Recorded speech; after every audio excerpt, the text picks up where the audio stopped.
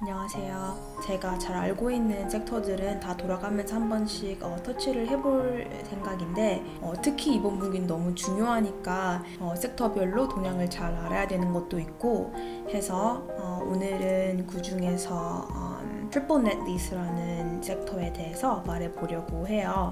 그리고 이 미국 부동산 리츠를 이해하는 데 있어서 이 리스 구조를 이해하는 게 사실 핵심입니다. 그럼 먼저 이 트리플 넷 리스가 뭔지를 정확하게 알아야 되는데 미국에서의 리스는 크게 두 가지로 나눠요. 하나는 gross lease 그리고 net lease 이렇게 나뉘는데 gross lease 같은 경우에는 테넌트들이 그 임대료 제때 내는 거, 월세 제때 내는 거 말고는 아무런 책임이 없는 그런 구조입니다. 그러니까 건물 관련된 뭐 수리비, 뭐 유지 관리비, 그리고 이제 부동산이니까 부동산 보유세, 뭐 보험료 이런 모든 부가적인 비용들은 임차인에게 전혀 책임이 없고요. 다 이제 건물주가 이 비용을 다 부담하고 책임을 져야 하는 케이스고요.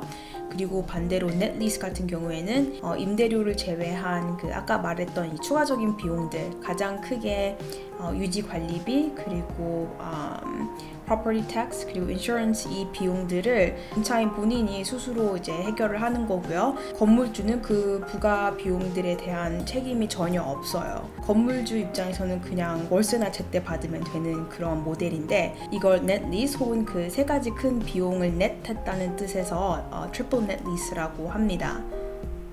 그리고 일반적으로 미국 상업용 부동산의 경우에는 대부분 주로 이 트리플 넷 리스 구조예요. 그렇기 때문에 리츠들도 대부분 이 트리플 넷 리스 비즈니스로 가는데 굳이 트리플 넷 리스라고 이 섹터가 구분된 리츠들은 임대하는 그 임차인들이 하는 사업이 어느 한 특정 섹터에만 집중되지 않고 예를 들면 뭐 호텔이면 호텔, 뭐 카지노면 카지노, 그리고 뭐 헬스케어이면 헬스케어 이렇게 딱 한 특정 분야에만 사업을 하는 그런 임차인들만 가지고 있는 리츠가 아닌 꽤 여러 가지 뭐 다양한 딱히 한 가지로 뭐 분류 안 되는 그 대부분 뭐 리테일이긴 한데 그리고 주로 싱글 테넌트인 그런 임차인들에게 임대료를 받는 그런 리츠들을 트리플 넷 리스라고 분류를 합니다. 이 net lease REITs들한테 임대를 하는 사업자들은 대부분 뭐 convenience stores, grocery stores, 그리고 drug stores 뭐 이런 게 있는데 참고로 이 drug store 같은 경우에는 한국의 그 약국 생각하시면 안 되고 물론 약을 파는 게 주이긴 한데 그거 말고도 정말 5만 가지 생필품들을 다 파는 정말 무슨 대형 슈퍼마켓 같은 그런 곳이에요. 미국의 drug store 같은 경우는 그러니까 CVS, Walgreens 뭐 이런 거를 말하는 건데 그리고 movie theaters 대표적으로 뭐 AMC 시네마가 있고 그다음에 리걸도 있고 이런 영화관들 이런 사업자들에게 임대를 해주고 있습니다. 그리고 여기에 포함되어 있는 리츠들은 뭐 여러분들이 아마 잘 아실 텐데 Realty Income, NNN, Spirit, VREIT도 있고 WPC, 뭐 EPR 뭐 이 정도가 있거든요. 그 중에서 오늘은 이 Realty Income하고 EPR 중심으로 최근에 있었던 이들의 Q1 실적 발표 내용 그리고 앞으로의 그 향후 밸류에이션에 대해서 한번 다뤄보겠습니다. 그리고 이 트리플 넷 리스라는 비즈니스 모델이 정말 이렇게 심플한 비즈니스가 없는데 하는 일이 뭐 임차인들이 월세 제때 내나 그거 확인하고 이제 임차인 렌트 관리하고 그리고 일단 기본적으로 상장된 회사이기 때문에 주식이나 이 bond 마켓을 통해서 정말 싸게 자금 조달을 해서 추가로 뭐 자산 매입이나 뭐 디벨롭먼트 같은 거를 하고 그리고 이렇게 acquisition, development 한 이 자산들을 임대하고 계속 또 임대 사업을 이어나가고 그리고 결국에는 이 회사의 cost of capital이 자산을 이 매입하는 가격보다 훨씬 더 싸기 때문에 결국엔 그 spread 차익으로 먹고 사는 그런 모델이에요. 그래서 이 수익 모델이 별게 없기 때문에 그렇기 때문에 가장 중요한 게 tenant quality입니다. 먼저 Realty Income을 볼게요.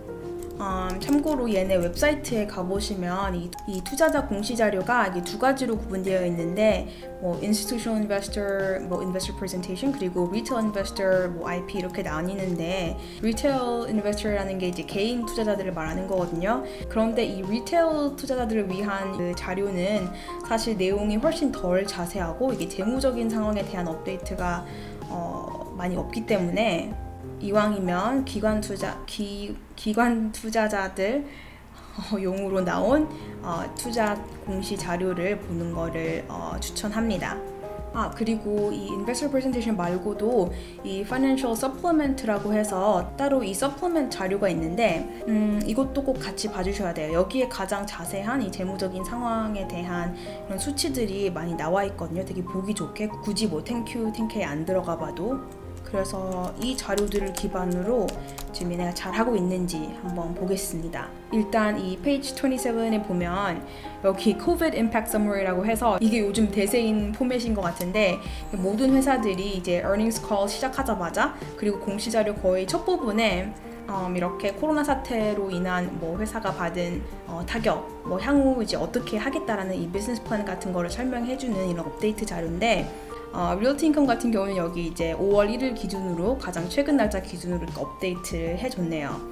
We have collected 82.9% of contractual rent due for the month of April 2020 across our total portfolio.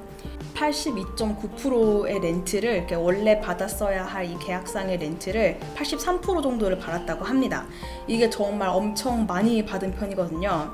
물론 이제 100% 다 받아야 되는 게 정상이긴 하지만 지금은 이제 정상적인 상황이 아니다 보니까 이거를 이제 상대적으로 비교를 해봤을 때 자, NNN 같은 경우에는 52%의 렌트를 받았고요.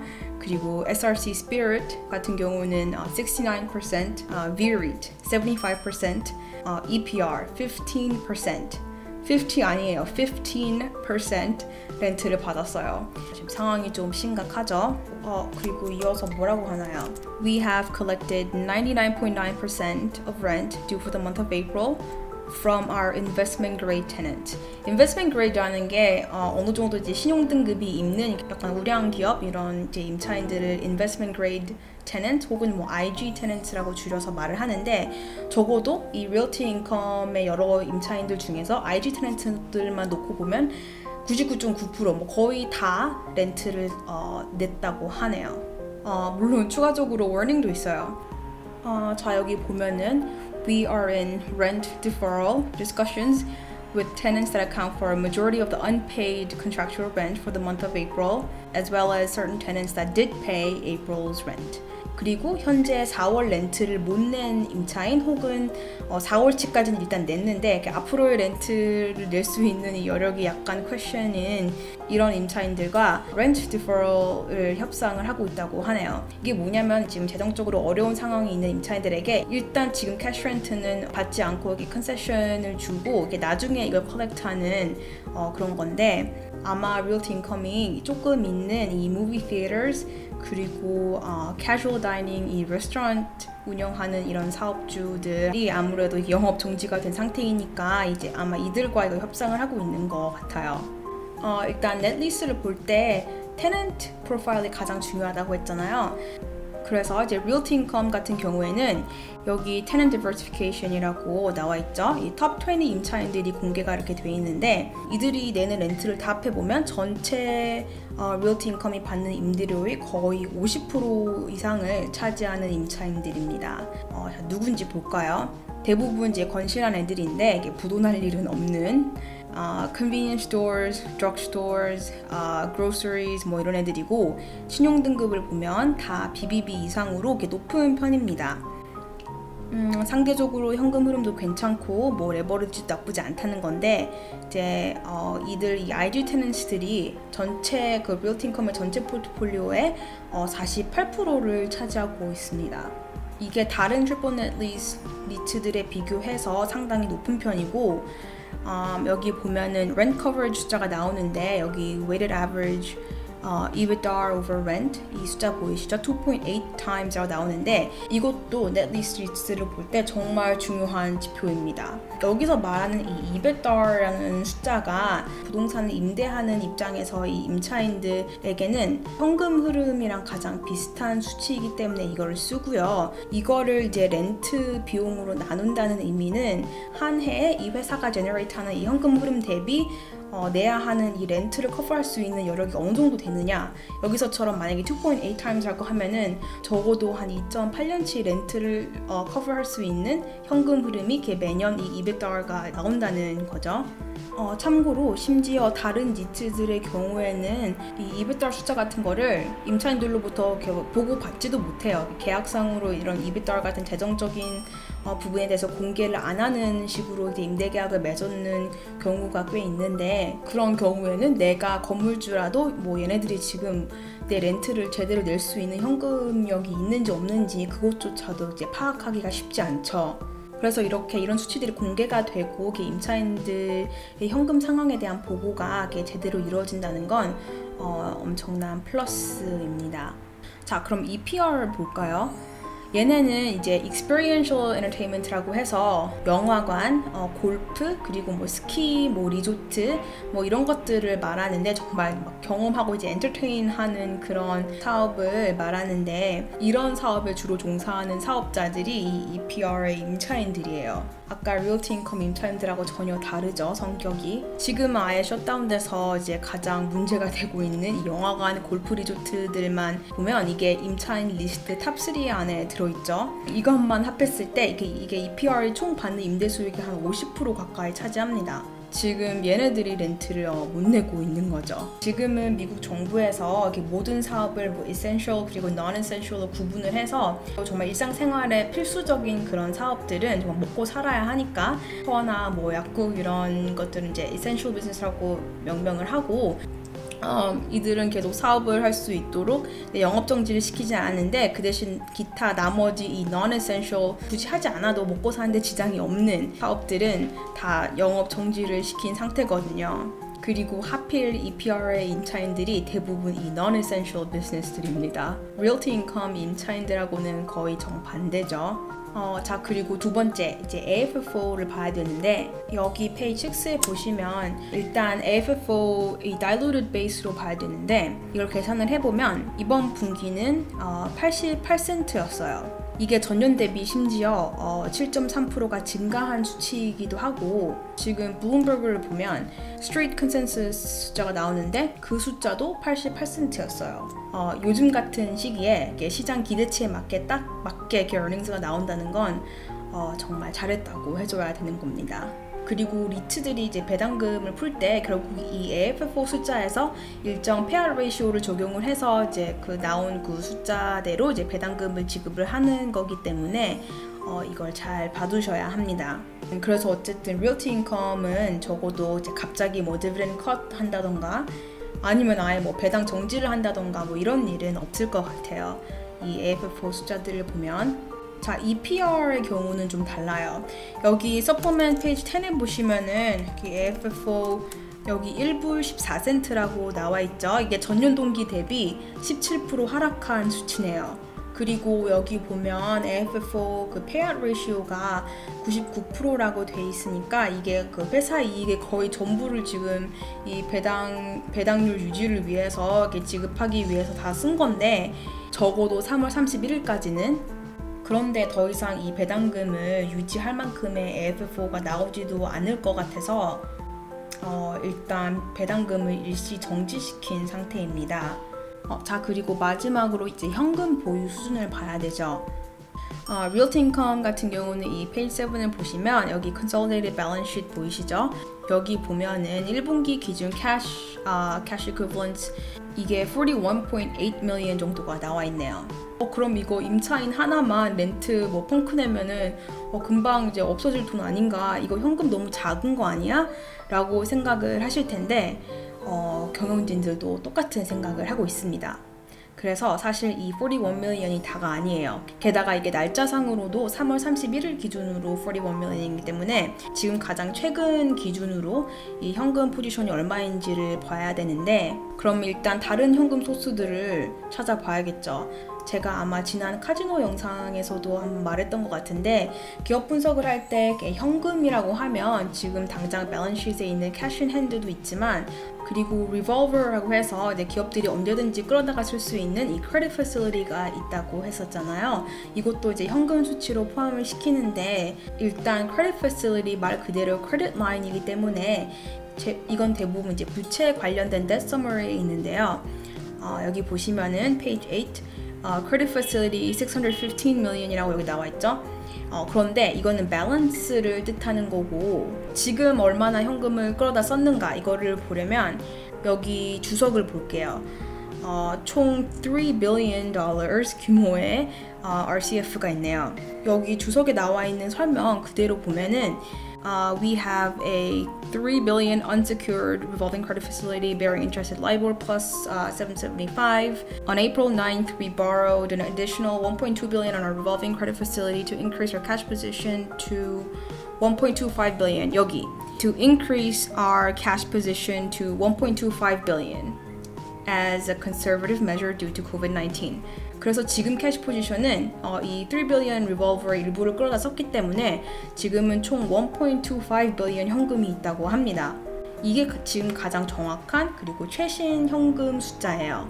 아까 그 41 million이 아니라 이렇게 중요한 정보를 왜 이런 작은 주석에다가 써놨느냐 라고 물으신다면 그거는 일단 분기 리포트는 어디까지나 이제 3월 31일 기준으로 공시하는 거기 때문에 그 이후에 일어난 일들에 대해서는 이렇게 주석으로 표기하는 게 그냥 업계 이 관례입니다. 이 SEC 파일링에 대해서는 뭐 그렇게 하라고 했으니까 그렇게 하는 거예요, 그냥.